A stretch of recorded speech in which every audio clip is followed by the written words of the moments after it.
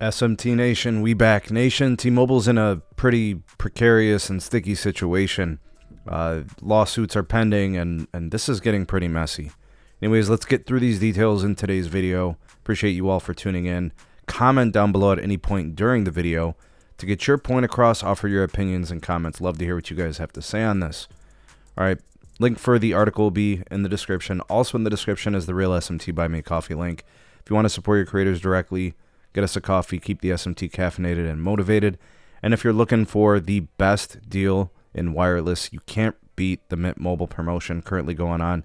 It's the deflation promo. New customer offer is $15 per month for any plan, and that includes even their normally $30 limited plan. So use our partner link, mintmobile.com/need. The link will be in the description. Get that great deal, their legendary customer care, and you'll be helping out the channel in the process. Okay, so what's the situation here? We've been following the story really closely. Currently, the problem right now between WCO Holdings and T-Mobile is a dispute over the ability of T-Mobile to, basically get the spectrum that they use for their network, 5G UC, N41 to be very specific, the 2500 megahertz frequency, band 41. You guys know about it. It was the big chip in the whole Sprint merger, and some of the situations with the spectrum, it's been an ongoing thing. T-Mobile knew what they were getting into. A whole bunch of these licenses weren't even owned by Sprint. All right, Sprint was leasing them through different educational facilities, churches, ownership groups, holdings companies, and they were just leasing it, right? In some places they own, in some places they lease.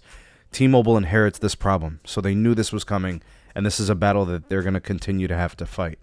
So currently right now, there is a lawsuit filed by T-Mobile. I guess it happened a couple of weeks ago, and the defendants here is WCO Spectrum, who are trying to work with different school systems and other entities to try to buy and put in bids for the spectrum so they could become T-Mobile's landlord.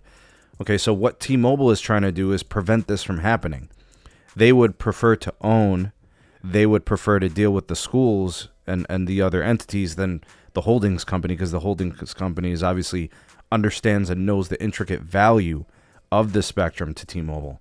So they're trying to avoid this at all costs.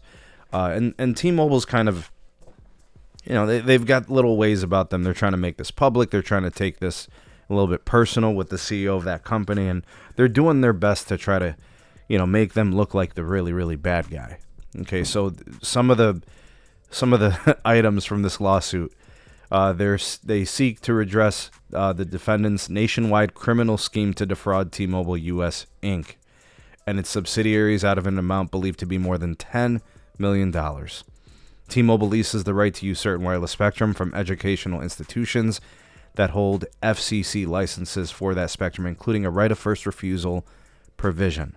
Okay, now what is happening here is the accusation by T-Mobile about WCO is that they're forming an illegal enterprise with other co-conspirators to create sham offers, secret side agreements with institutions in order to get kickbacks in trying to influence and impact the sale price of the spectrum.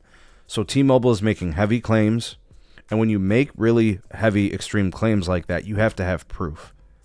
And I don't know if T-Mobile has that.